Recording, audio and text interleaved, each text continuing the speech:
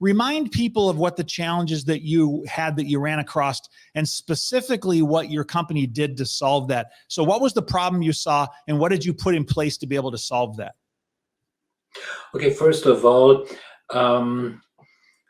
if such a digital solution would have required the people to change a lot of their present work process and so on, we would never have been successful, because I mean, many people think when it comes to digitalization, you have to change all the things, and the computers have to talk to each other directly, and you're out of that. No, we did it another way. We did it in a way that people who are creating documents, instead of printing them, putting them in a folder, they're just uploading them into the cloud with our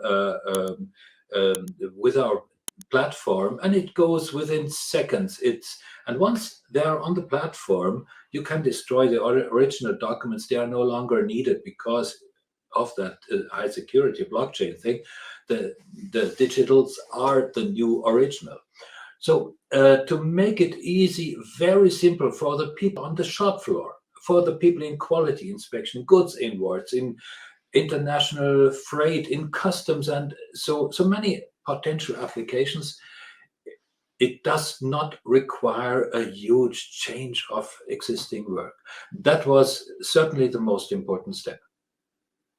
And so I basically see then that, you know, to make it really easy. So number one, you're saying it had to be easy, and it had to be something which didn't require a tremendous amount of integration, and then was able to easily become part of the process.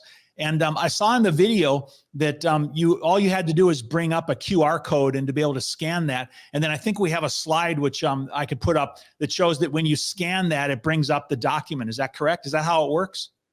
It brings up the whole document, whatever has been uploaded at that time. And it also tells you right at the beginning that this is the original document, because blockchain hash and hash match. So that is very important. And you have the document, and it's revision proof.